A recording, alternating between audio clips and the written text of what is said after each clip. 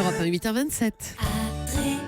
Adréa Mutuelle, protection santé des particuliers et des entreprises. Adréa Mutuelle, essentiel et complémentaire, vous présente la morale de l'info. Thomas Soto. La morale de l'info, Raphaël Antoven. Bonjour Raphaël. Bonjour Thomas, bonjour Adréa. Il salue son sponsor tous les matins, il est charmant ce garçon. On assume, c'est protégé maintenant. Pardon.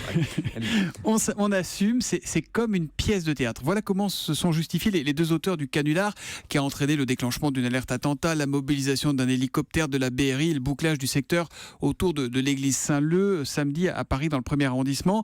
Et c'est sur cette comparaison, c'est comme une pièce de théâtre que vous avez souhaité revenir, Raphaël. Pourquoi est-ce qu'ils ont l'impression d'être au théâtre ? Qu'est-ce qui fait du swatting, cette pratique, rappelons-le, qui consiste à faire croire aux autorités qu'il y a un danger quelque part et qui est ultra répandu, qu'est-ce qui fait du swatting un truc tellement délicieux qu'on soit prêt à faire 2 ans de prison pour quelques heures de théâtre ? Est-ce que ça ne vient pas du fait que les auteurs du canular sont en un sens les auteurs de la pièce qui se déroule sous nos yeux ? Pas les auteurs, Thomas, les créateurs.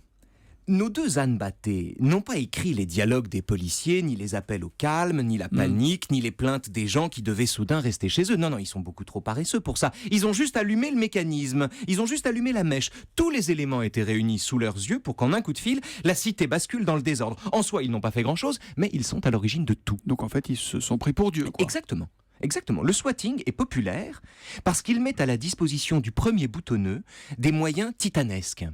Qui n'a jamais rêvé, à l'âge où les poils poussent, de créer l'anarchie en un claquement de doigts ?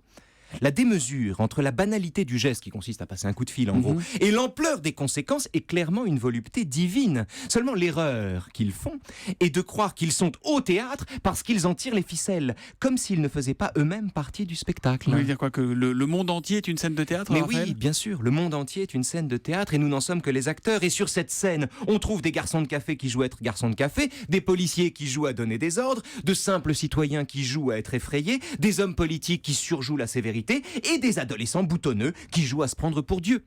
Tout ça est hyper banal, archi courant, écrit à l'avance et parfaitement interprété depuis que le téléphone existe par la troupe de l'humanité tout entière. Si le monde est une scène de théâtre, c'est pas parce que 2 crétins ont provisoirement créé du chaos, c'est parce que l'humanité ne change pas. Le même pinard, écrit Céline, le même cinéma, les mêmes ragots sportifs, la même soumission enthousiaste aux besoins naturels, la même horde lourde, bouseuse, titubante d'un bobard à l'autre, hablarde toujours, trafiqueuse, malveillante, agressive entre 2 paniques. Et la morale de l'info ? Au théâtre, c'est-à-dire dans la vie, ce sont les figurants qui se prennent pour Dieu. Au théâtre, ce sont les figurants qui se prennent pour Dieu. Ça aurait pu être aussi les canulars, c'est plus drôle avec Anne Romanoff à midi sur Europe 1. Ceux-là, ils engagent moins de choses. Merci Raphaël Antoven, qu'on retrouve demain à 8h25 pour la morale de l'info. À demain.